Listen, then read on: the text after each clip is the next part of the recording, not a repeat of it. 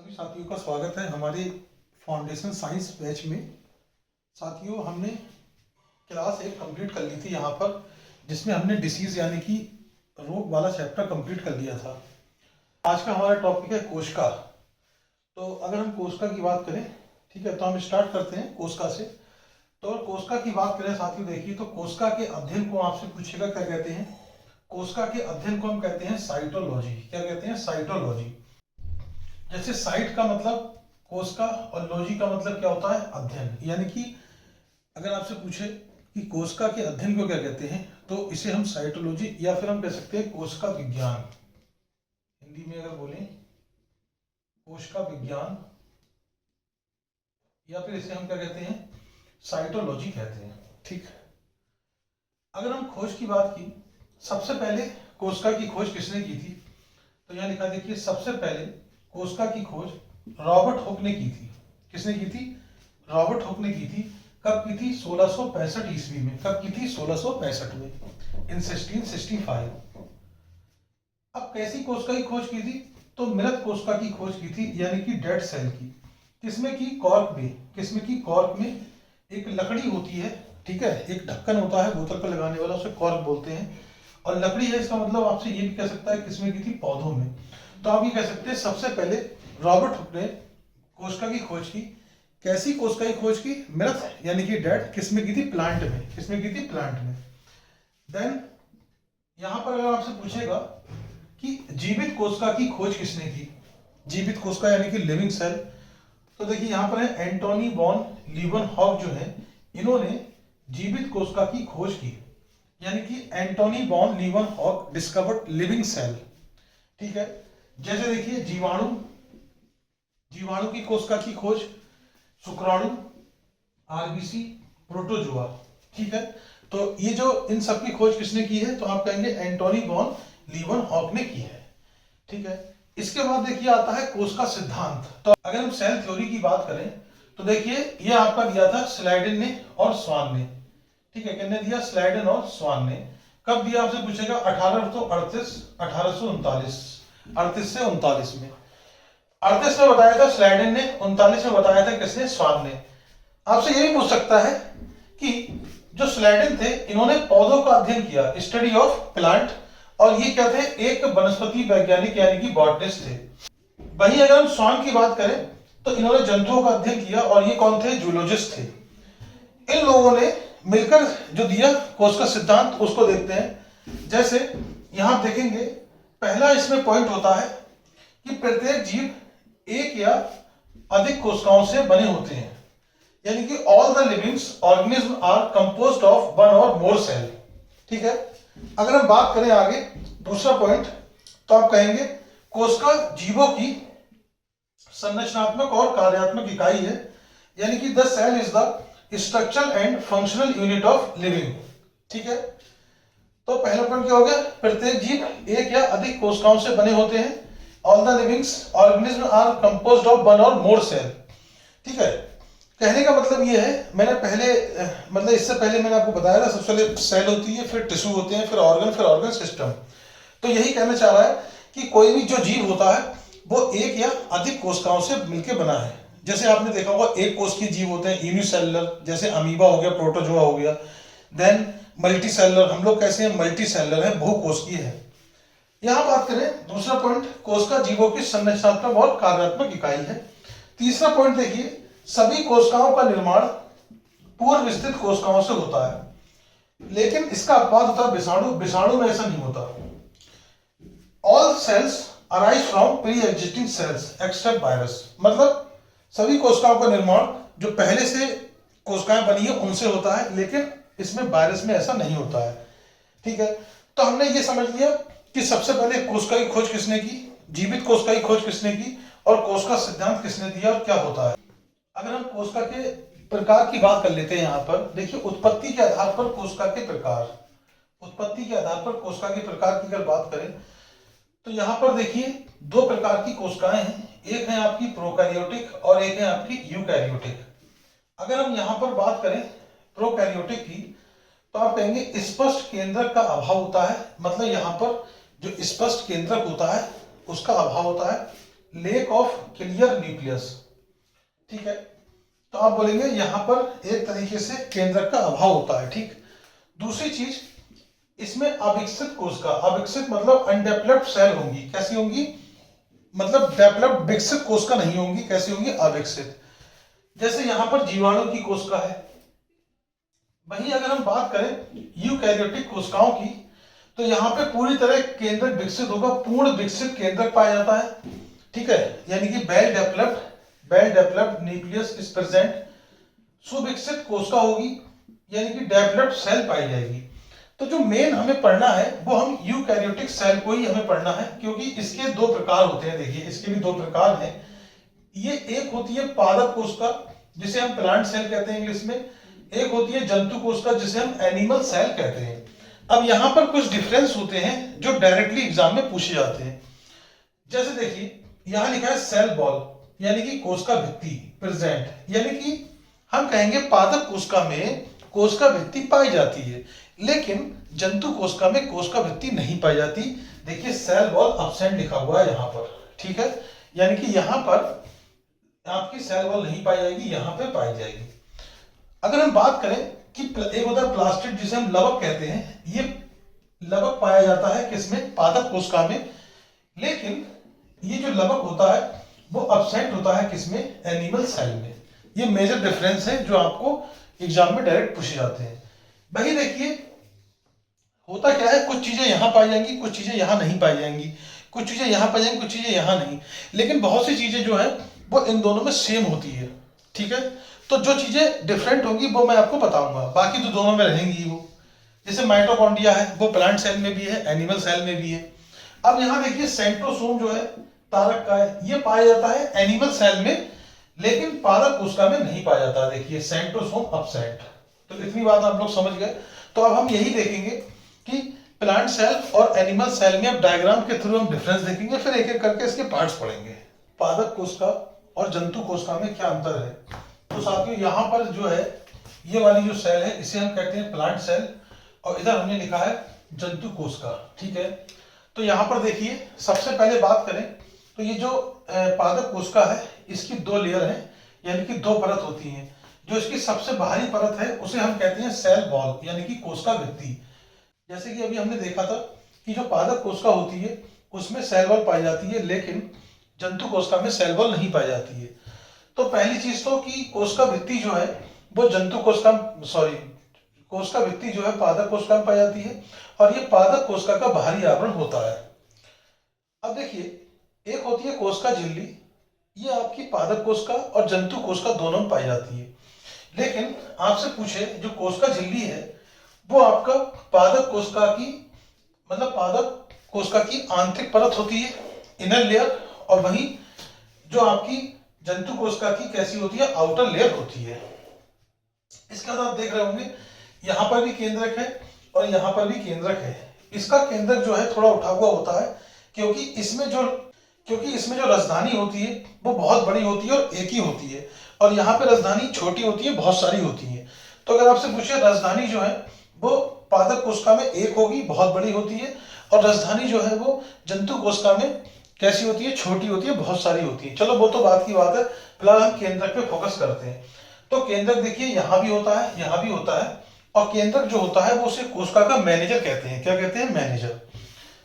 देखिए, इस केंद्रक के साथ कुछ संरचनाएं जुड़ी हुई हैं, ये आप देख रहे हैं रेड कलर से, इन्हें बोलते हैं अंतःप्रदब्ध जालिका, एंडोप्लाज्मिक रेटिकुलम। इनके ऊपर, इनकी सतह पर राइबोसोम उपस्थित होते हैं। ठीक है, तो यहां देख लिया आपने, एक हमारा राइबोसोम भी मिल गया। कहां होता है ये भी हमने पता कर लिया। इस राइबोसोम को हम कोशिका की फैक्ट्री कहते हैं। क्यों? क्योंकि राइबोसोम में आपका प्रोटीन का निर्माण होता है। किसका निर्माण होता है? प्रोटीन का निर्माण। इसके बाद देखिए, बात करें यहाँ पर राजधानी, अगला, ये भी राजधानी दोनों में पाई जाती है, केंद्रक भी दोनों में पाया जा रहा है।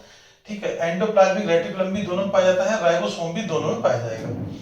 अगर बात करें राजधानी की, तो ये पादप कोशिका में बहुत बड़ी होती है, अपने अंदर बहुत सारे भोज्य पदार्थों का संग्रहित करती है, इसलिए इसे हम कोशिका का भंडार गृह भी कहते हैं, यानी कि स्टोरेज हाउस। अगला स्ट्रक्चर होता है माइटोकॉन्ड्रिया। माइटोकॉन्ड्रिया देखिए, प्लांट सेल में भी है, एनिमल सेल में भी है। यहां पर क्या होता है देखिए, यहां पर ग्लूकोज का ऑक्सीकरण होता है। जब हम श्वसन करते हैं रेस्पिरेशन, तो जो ग्लूकोज होता है वो ऑक्सीजन की सहायता से टूटता है और फिर एनर्जी रिलीज होती है, एनर्जी प्राप्त होती है हमें, और एटीपी का निर्माण होता है जिससे हमें ऊर्जा मिलती है। तो ये सब काम कहाँ होता है? माइटोकॉन्ड्रिया, कोशिका के अंदर माइटोकॉन्ड्रिया में। इसलिए माइटोकॉन्ड्रिया को हम पावर हाउस ऑफ सेल कहते हैं, यानी कि कोशिका का ऊर्जा गृह भी कहते हैं। ये देखिए पादप कोशिका, जंतु कोशिका दोनों पाया जाएगा। फिर अगर हम बात करें तो एक संरचना होती है गोल्जी बॉडी। देखिए गोल्जी बॉडी यहाँ भी है और गोल्जी बॉडी यहाँ भी है। इसे हम कोशिका का यातायात प्रबंधक या ट्रैफिक मैनेजर कहते हैं, क्योंकि ये क्या करता है? ये पदार्थों का संवहन करता है कोशिका के अंदर। It transport the material inside the cell, so it is called traffic manager of cell. यहाँ पे हमने सब कर लिया। अब देखिए बात करें, यहाँ भी लाइसोसोम है और यहाँ भी लाइसोसोम है। यहाँ देखिए, यहाँ लिखा है रेयर, मतलब कभी कभी पाए जाते हैं प्लांट सेल में, ठीक है। तो यहाँ पर कभी कभी उपस्थित होंगे। ये हमारे जो लाइसोसोम है प्लांट सेल पादप कोशिका में, और यहाँ समानता पाए जाते हैं। अब देखिए करें लाइसोसोम की, तो देखिए इसके अंदर क्या होते हैं? इसके अंदर पाचक एंजाइम होते हैं बहुत सारे। क्या होते हैं? पाचक एंजाइम। तो ये क्या करता है? जो कोशिका के अस्वस्थ ऑर्गन होते हैं, यानी कि हम कह सकते हैं जो खराब ऑर्गन होते हैं, उनका पाचन कर लेते हैं। अगर अगर मान लीजिए इसकी थैली, ये क्या होता है? थैली नुमा संरचना होती है लाइसोसोम। अगर इसकी थैली फट जाए तो ये पूरी कोशिका का पाचन कर सकता है लाइसोसोम। इसलिए इसे हम कोशिका का आत्महत्या की थैली भी कहते हैं, यानी कि सुसाइडल बैग ऑफ सेल कहते हैं। ये भी हमने कर लिया। इसके बाद देखिए, अगर हम लवक की बात करें तो 3 प्रकार होते हैं। एक होता है आपका श्वेत लवक, जो सफेद रंग देता है, उसे हम ल्यूकोप्लास्ट कहते हैं। एक होता है बर्नी लवक, जिसे हम क्रोमोप्लास्ट कहते हैं, जो रंग प्रदान करेगा लेकिन हरा और सफेद छोड़कर। एक होता है हमारा क्लोरोप्लास्ट, जो हरा रंग प्रदान करता है। तो इसको हम बाद में डिस्कस कर लेंगे। तो आई होप सारे पॉइंट हमने डिस्कस कर लिए यहाँ पर, ठीक है। तो ये डायग्राम आपको मदद देगा, ठीक है। जो जो मैंने बोला है वो आप साइड में यहाँ पे या बाद में आप नोट्स बनाए तो लिख सकते हैं। तो सारी चीजें समझ में आ गई, क्या क्या इसमें है, कुछ छूटा नहीं है।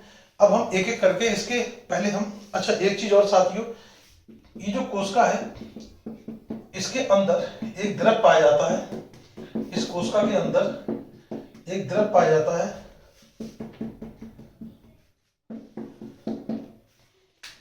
इस कोशिका के अंदर द्रव पाया जाता है जिसे हम कोशिका द्रव कहते हैं। क्या कहते हैं?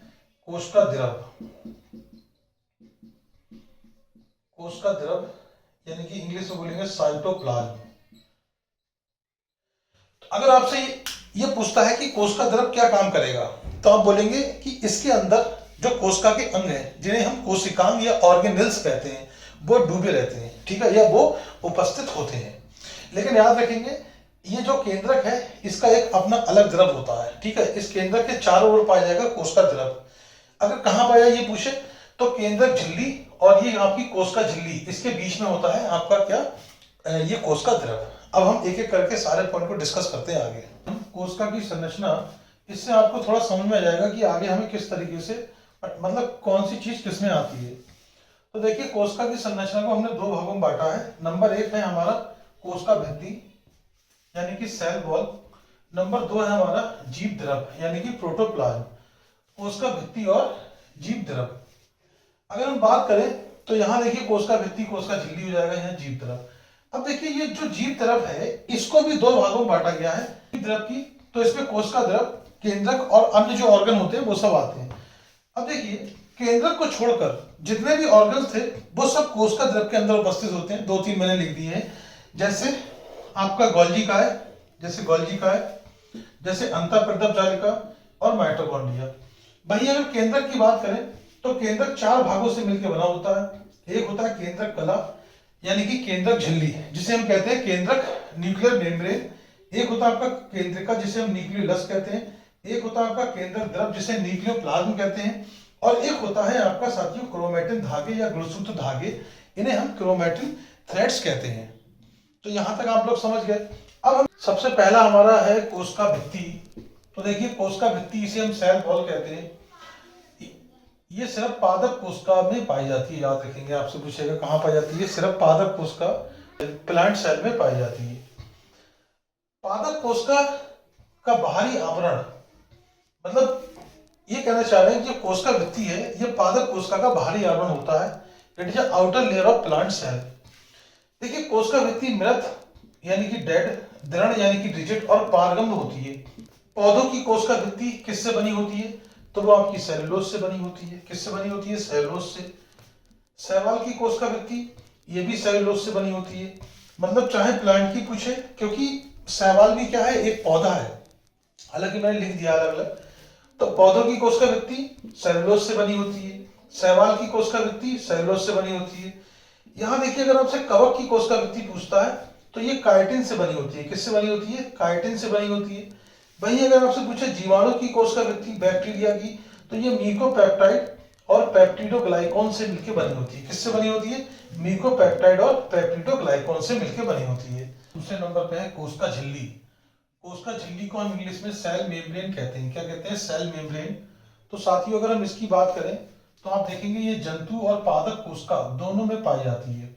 It is present both plant and animal cell. ठीक है, इसको ऐसे समझ सकते हैं आप, जैसे मान लीजिए ये आपकी प्लांट सेल है और ये एनिमल सेल है। तो प्लांट सेल के दो आवरण होते हैं। ठीक है, प्लांट सेल के कितने आवरण होते हैं? दो। अब ये क्या है? पादप कोशिका है और ये है जंतु कोशिका। तो ये जो बाहर वाली है उसे तो हम सेल वॉल कहते हैं, यानी कि जो प्लांट के अंदर जो बाहर वाली होती है उसे क्या बोलते हैं? Cell wall.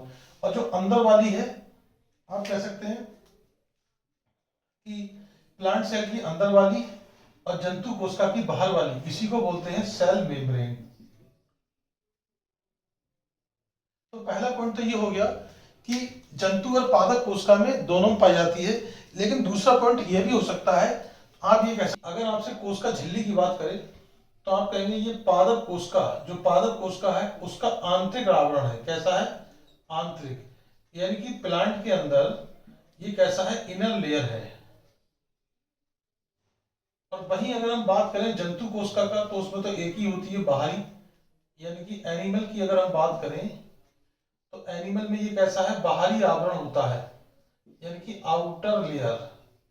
कैसा होगा? Outer layer. तो ये भी आपसे पूछ सकता है कि जो हमारी कोशिका झिल्ली है वो पादप कोशिका का आंतरिक आवरण होता है, यानी कि cell membrane is the inner layer of plant cell, और जंतु कोशिका का वैसा होता है बाहरी आवरण। And cell membrane is the outer membrane of animal cell. इसके बाद देखिए यहां पर कह रहा है कि ये जो कोशिका झिल्ली होती है ये जीवित, पतली और अर्धपारगम्य होती है। कोशिका झिल्ली कैसी होती है? जीवित होती है, पतली होती है और अर्धपारगम्य होती है। अर्धपारगम्य हम ऐसे समझ सकते हैं, मैं पारगम और अर्धपारगम दोनों समझाता हूं आपको। देखिए अर्धपारगम का मतलब ये है कि हमारे पास एक सोल्यूशन है जिसके अंदर पानी है और चीनी है। पानी को बोलेंगे सॉल्वेंट और चीनी को बोलेंगे सॉल्यूट। अब जिससे देखिए सॉल्यूट और सॉल्वेंट, यानी कि पानी चीनी है समझ लीजिए, सॉल्यूट और सॉल्वेंट, या हम ऐसे कह सकते हैं पार्टिकल आर पार चले जाए, चाहे वो सॉल्यूट हो या सॉल्वेंट हो, दोनों आर पार चले जाए, उसे बोलते हैं परमेबल पारगम। लेकिन अगर हम अर्धपारगम की बात करें तो इसके द्वारा आप बोलेंगे क्या आर पार जाएगा, मतलब क्या आर पार जा सकता है? तो आप बोलेंगे सॉल्वेंट जाएगा। क्या जाएगा? सॉल्वेंट। उसे हम बोलते हैं सेमी परमिएबल। क्या बोलेंगे? Semi permeable. इसके बाद देखिए साथियों, इसे चयनात्मक पारगम झिल्ली भी कहते हैं। क्या कहते हैं? चयनात्मक पारगम झिल्ली भी कहते हैं, यानी कि चयन करके पार्टिकल को आर पार ले जाने का काम करती है, या अंदर लाने का, अंदर भेजेगी चयन करके। ठीक है, यानी कि आपसे ये पूछ लेगा it is known as selective permeable membrane. ठीक है, तो ये आपका सेल वॉल, सेल मेम्ब्रेन हो गया। इसके बाद देखिए आता है जीव द्रव। तो जीव द्रव का क्लासिफिकेशन हम पहले ही बता चुके हैं, खाली जीव द्रव के बारे में बता देते हैं। अगर आपसे पूछे कि जीव द्रव की खोज किसने की थी तो ये डूजा ड्रेन ने की थी। किसने की थी? डूजा ड्रेन ने। वहीं अगर जीव द्रव नाम किसने दिया तो ये नाम दिया पुरकिंजे ने। याद, इसे जीवन का भौतिक आधार कहते हैं, फिजिकल बेसिस ऑफ लाइफ। पूछेगा जीवन का भौतिक आधार किसे कहते हैं? जीव द्रव को। तो यहाँ पर साथियों हमने जीव द्रव कंप्लीट कर लिया। अब आगे देखते हैं कोशिका द्रव के बारे में। तो कोशिका द्रव क्या होता है? देखिए जीव द्रव का बहभाग, मतलब ये किसका पार्ट है? जीव द्रव का। आप कह सकते हैं जीव द्रव का बहभाग जो केंद्रक झिल्ली और कोशिका झिल्ली के बीच में पाया जाता है, यानी कि part of protoplasm which is present between nuclear membrane and cell membrane. अब देखिए मैंने आपको बता दिया था कोशिका द्रव में कोशिकांग उपस्थित होते हैं, cell organelles present in cytoplasm. अब कौन कौन से कोशिका मतलब कोशिकांग है ऑर्गेनेल्स है वो हमें पढ़ने हैं। तो सबसे पहला है देखिए माइटोकॉन्ड्रिया। अगर हम माइटोकॉन्ड्रिया की बात करें तो इसकी खोज की थी आपकी कोलिकर ने। किसने की? कोलिकर ने खोज की। माइटोकॉन्ड्रिया नाम किसने दिया? तो आप बोलेंगे बेंडा। अगर मान लीजिए कोलिकर नहीं है तब यहां पर जो ऑप्शन होगा वो आपका दिया जाएगा बेंडा। बायोप्लास्ट नाम दिया अल्टमान ने, फिलिया नाम दिया फ्लेमिंग ने। तो याद रखेंगे अगर आपसे पूछता है खोज किसने की है तो वो कोलिकर ने की है। माइटोकॉन्ड्रिया नाम किसने दिया? तो बेंडा ने दिया, कार्ल बेंडा। बायोप्लास्ट नाम किसने दिया? अल्टमान ने दिया। और फिलिया नाम किसने दिया? फ्लेमिंग ने दिया। किसने दिया? फ्लेमिंग ने। ठीक है। नंबर पे है लाइसोसोम। अगर साथियों हम लाइसोसोम की बात करें तो देखिए सबसे पहली बात तो ये कि इसकी खोज किसने की थी? डी डुब ने की थी। डी डुब। इसका निर्माण किससे होता है? गाल्जी का यानी कि गाल्जी बॉडी से होता है। किससे होता है? गाल्जी बॉडी से। देखिए इसमें कुछ शक्तिशाली पाचक एंजाइम पाए जाते हैं जो कोशिका के अस्वस्थ अंगों का पाचन करते हैं। ये एक थैलीनुमा संरचना होती है, ठीक है, और इसके अंदर बहुत सारे शक्तिशाली पाचक एंजाइम होते हैं जो क्या करते हैं? जो कोशिका के अस्वस्थ अंगों का पाचन करते हैं। देखिए लिखा है यहाँ पर some powerful digestive enzymes present in lysosome which digest unhealthy organ of cell. ठीक है। यदि इसकी थैली फट जाए यानी कि अगर लाइसोसोम की थैली फट जाए तो ये पूरी कोशिका का पाचन कर सकता है। ठीक है। थैली फट जाए तो ये पूरी कोशिका का पाचन कर सकता है। If bladder of lysosome exploit then it digest whole cell. इसलिए इसे कोशिका की आत्महत्या की थैली कहते हैं। So that it is known as suicidal bag of cell. ठीक है। इसे हम कोशिका की पाचक थैली भी कहते हैं। राइबोसोम की खोज की थी पैलेट ने।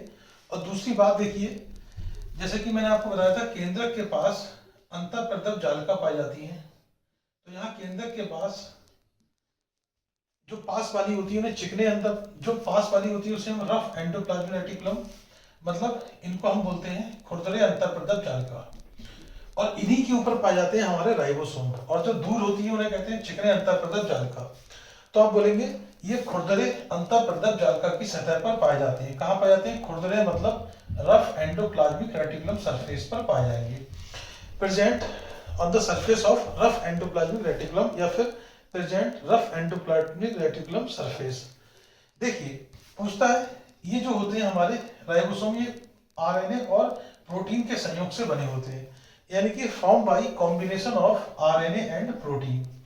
अगर हम बात करें तो ये कोशिका में प्रोटीन का निर्माण करता है। ये जो राइबोसोम है ये प्रोटीन का निर्माण करता है कोशिका में, इसलिए इसे हम प्रोटीन फैक्ट्री कहते हैं। कोशिका की protein factory. So that ribosome is known as protein factory of cell. तो आप समझ गए कि राइबोसोम की खोज पैलेट ने की है और ये खुरदरे अंतःप्रदव जालिका के ऊपर पाए जाते हैं। केंद्रक के जो पास वाले होते हैं उन्हें खुरदरे और जो दूर वाले होते हैं उन्हें चिकने अंतःप्रदव जालिका। पास वालों को रफ एंडोप्लाज्मिक रेटिकुलम और दूर वालों को स्मूथ एंडोप्लाज्मिक रेटिकुलम कहते हैं। ये डीएनए और प्रोटीन के संयोग से बने होते हैं। ये कोशिका में प्रोटीन का निर्माण करते हैं, इसलिए इन्हें हम क्या कहते हैं? प्रोटीन फैक्ट्री कहते हैं। कोशिका की प्रोटीन फैक्ट्री। अब चौथे नंबर पे है साथियों देखिए अंतःप्रदव जालिका। इसे शॉर्ट में हम ईआर भी कह सकते हैं, एंडोप्लाज्मिक रेटिकुलम। अगर हम एंडोप्लाज्मिक रेटिकुलम की बात करें तो सबसे पहले हम ये जान लेते हैं ये कहाँ पाए जाते हैं। देखिए ये है आपका केंद्रक यानी कि ये बीच वाला क्या है आपका न्यूक्लियस और इससे ये लगे हुए होंगे। तो केंद्रक के पास होगी केंद्रक झिल्ली और ऊपर क्या है? पूरी सेल। सेल की क्या होती है? Cell membrane. तो ये केंद्रक झिल्ली और सेल मेम्ब्रेन के बीच में पाए जाते हैं और केंद्रक से जुड़े होते हैं। दूसरी चीज जो केंद्रक के पास वाले होते हैं उन्हें हम कहते हैं रफ एंडोप्लाज्मिक रेटिकुलम यानी कि खुरदरे अंतःप्रदव जालिका। क्या बोलते हैं? खुरदरे। ये खुरदरे एंडोप्लाज्मिक रेटिकुलम है यानी खुरदरे अंतःप्रदव जालिका है। इनके सतह पर राइबोसोम पाए जाते हैं। देखिए मैंने यहाँ बना दिया राइबोसोम पाए जाते हैं। और जो केंद्रक झिल्ली से दूर है उन्हें कहते हैं स्मूथ एंडोप्लाज्मिक रेटिकुलम। वहां पर राइबोसोम अनुपस्थित होते हैं मतलब नहीं पाए जाते हैं। तो वही मैंने यहाँ लिख दिया। देखिए तो अगर आपसे पूछ ले अंतःप्रदप जालिका की खोज किसने की है, तो ये पोर्टर ने की है। किसने की है? पोर्टर ने। ये कहाँ पाए जाएंगे? ये केंद्रक झिल्ली और कोशिका झिल्ली के बीच में पाए जाते हैं। फाउंड या present between nuclear membrane and cell membrane. इसके देखिए दो प्रकार है। पहला है चिकने अंतःप्रदप जालिका, स्मूथ एंडोप्लाज्मिक रेटिकुलम। स्मूथ कौन से? जो केंद्रक झिल्ली से दूर है, ये वाले देखिए, ये वाले। इसका मतलब इनकी सतह पर राइबोसोम अनुपस्थित होते हैं, मतलब नहीं पाए जाते, तो मैंने यहाँ लिखा भी नहीं है। अब इनका काम क्या होता है वो देख लेते हैं। इनका काम होता है देखिए वसा का निर्माण करना। वसा यानी कि फैट, और फैट को हम लिपिड भी कहते हैं। ठीक है, किसका फॉर्मेशन करना? फैट यानी कि लिपिड।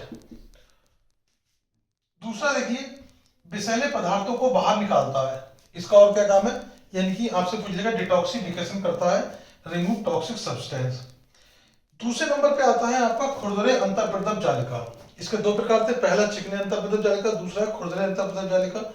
ये प्रोटीन संश्लेषण में सहायता करते हैं। देखिए आप लॉजिक लगाइए, राइबोसोम को हम कहते हैं प्रोटीन फैक्ट्री, और राइबोसोम कहाँ प्रेजेंट है? आप बोलेंगे खुरदरे अंतःप्रदप जालिका की सतह पर।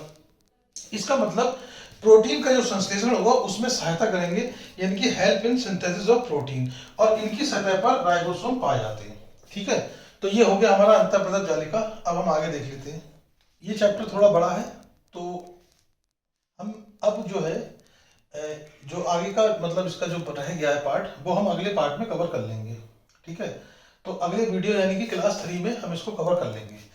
अगर आपको वीडियो अच्छी लगी हो तो चैनल को सब्सक्राइब कीजिएगा, वीडियो को लाइक कीजिएगा, शेयर कीजिएगा। Thank you very much.